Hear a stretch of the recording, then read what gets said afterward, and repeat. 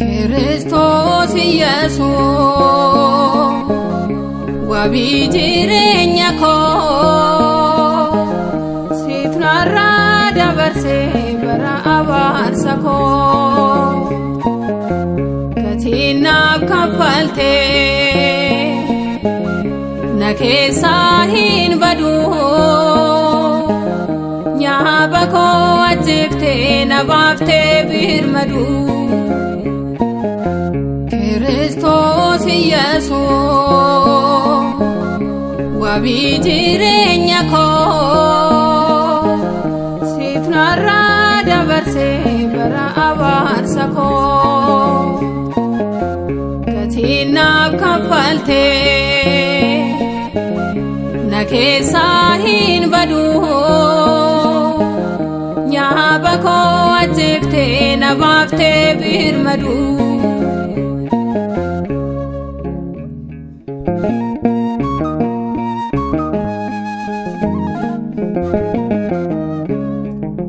Benya badi koti madofte nafdigde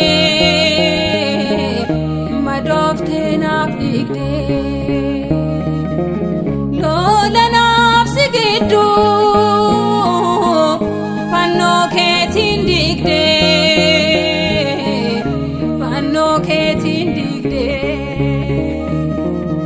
harari taera lamata sodadu jirenya simale konkuma nuradu Kristos Yesu wabi jirenya ko sitnara dabarse bara abarsa ko katina kafalte nake sahin badu nyaba ko ajifte nabafte birmadu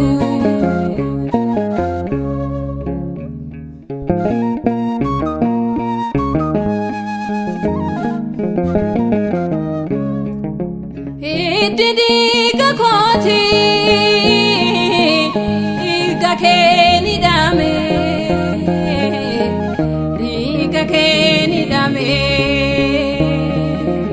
ulfatan magake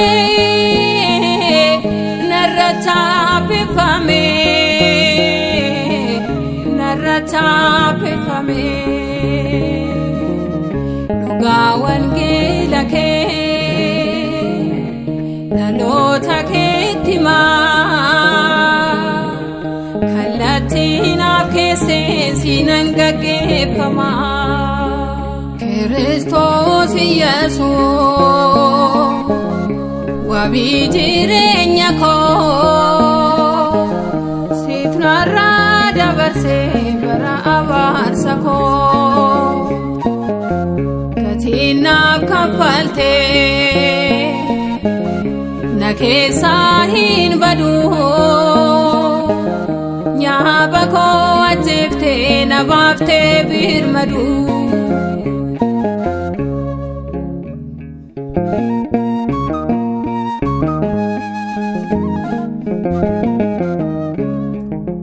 firaki yadati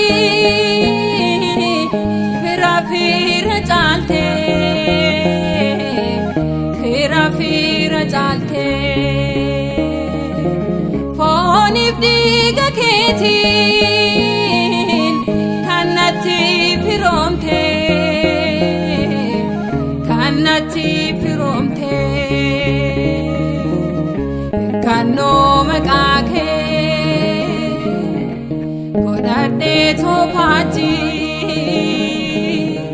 budina ke lapsu nafta era hoji Kiristoos Yesuus wabii jireenya koo siif narraa dabarsee bara abaarsa koo gatii naaf kaffaltee na keessaa hin badu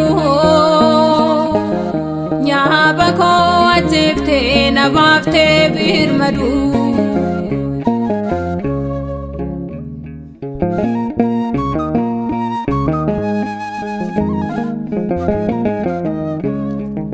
Sifadda ba'eera sirraadhaan hin ba'u sirraadhaan hin ba'u ergama kee dhiisee dhimma koo hin ba'u dhimma koo hin ba'u karoorri koo si'i kaayoof mul'anni koo si ibsaan jiraadha bara jireenya koo. Kiristoos Yesuus wabii jireenya koo siif narraa dabarsee bara abaarsa koo gatii naaf kaffaltee na keessaa hin badu nyaaba koo ajjeeftee na baaftee birmadu. Kiristoos Yesuus wabii jireenya koo siif narraa dabarsee bara abaarsa koo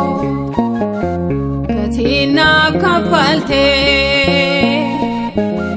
na keessaa hin badu nyaaba koo ajjeeftee na baaftee birmadu.